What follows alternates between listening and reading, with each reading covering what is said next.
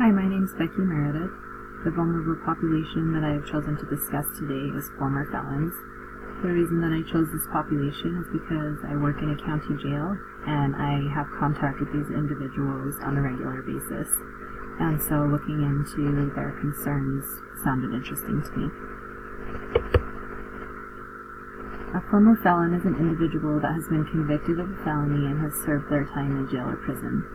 Some of the issues that these individuals face are lack of housing, lack of employment, lack of medical insurance, and an increased risk of reoffending and returning to jail or prison.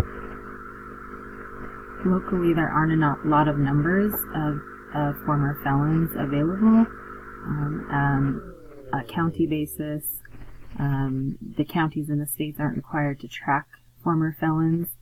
So the only way that you can find a number is to look at felony convictions, but there's no way to see how many of those individuals have been released as far as I could find.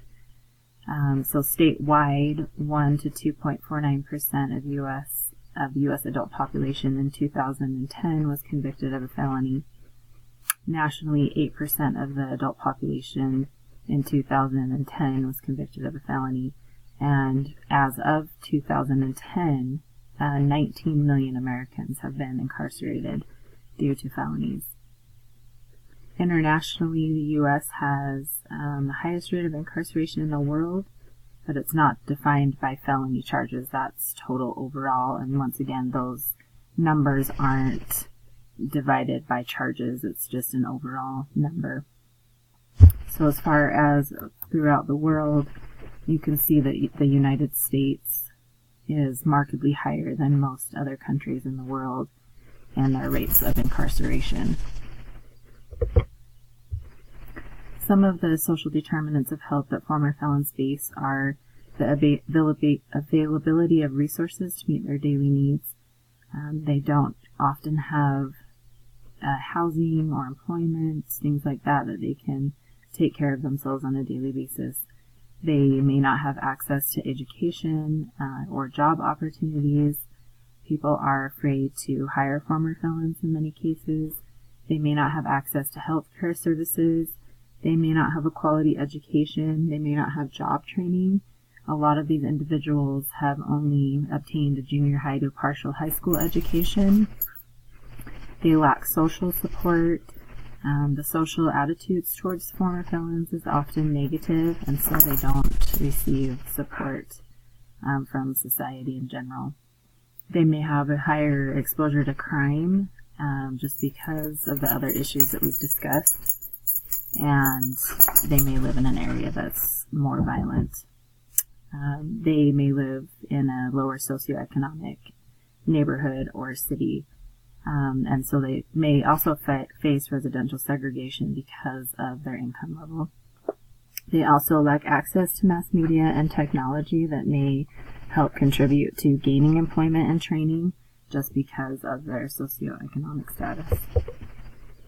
Some other concerns that former felons face are lack of support groups, like we discussed about having a lack of social support. They face a lot of mental health issues, which could be an underlying cause for criminal behavior, and it also can be caused by substance use. Because of those issues, they can lack employment opportunities. They may not be mentally stable. They may have lack of housing opportunities, once again, because of income, because background checks, people tend to shy away from interacting with individuals that have been convicted of a felony. And so that plays into the predetermined judgments that people have towards these individuals. Some of the causes of these factors are just their lack of income because they aren't employed, they don't have insurance, they aren't able to seek basic health care, they may have mental illness, which prevents them from functioning in society, as well as their lack of education. Also, that lack of social support and resources, like we've just discussed. 6.1 million Americans cannot vote because of a felony conviction. This was found through the sentencingproject.org, and lacking just that the basic right that we have as Americans, or privilege we have as Americans to vote, further segregates them from society. According to Maslow's hierarchy of needs, some of these individuals may or may not meet the physiological tier of the pyramid. They may have access to food, shelter, basic health care, and they may not. If they do, they can move on to the next tier, which is safety. And a lot of this really hinges on the social support that they have, the family support that they have. If that support frame is there for them, they may meet these two tiers. If it's not, then they may not meet either one of these two tiers. So a lot of these individuals may be functioning on the physiological to the safety tier in Maslow's hierarchy, and they may be at that position because they are lacking in basic healthcare needs.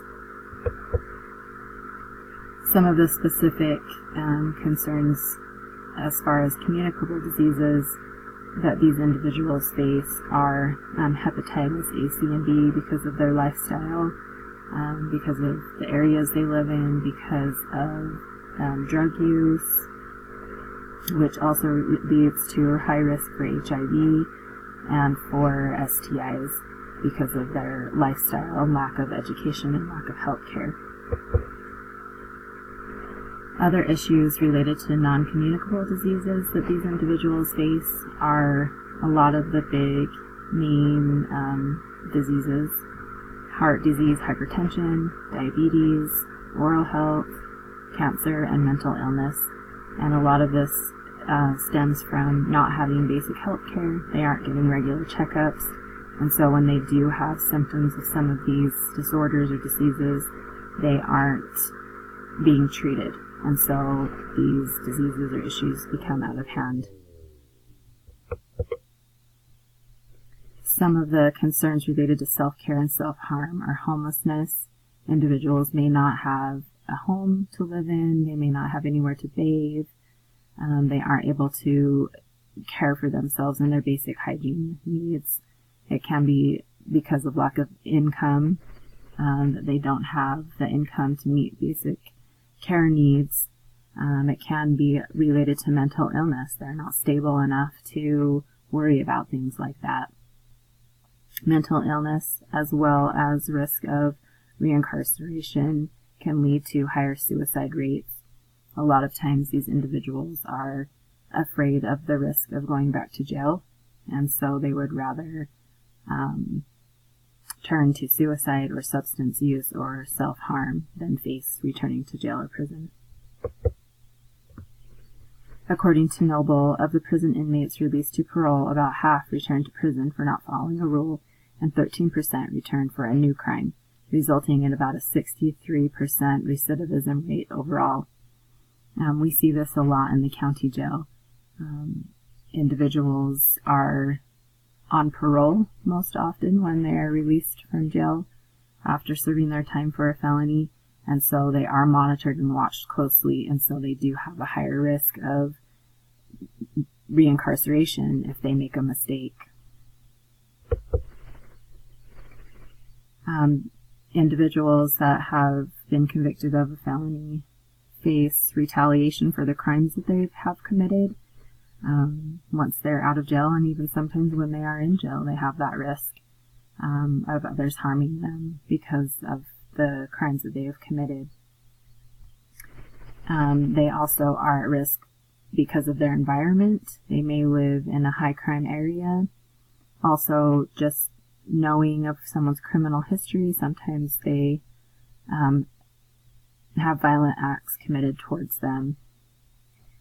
Another way that they may harm themselves or harm others is theft. A lot of these people, out of desperation, are stealing just to meet their basic needs for food, clothing, shelter, things like that.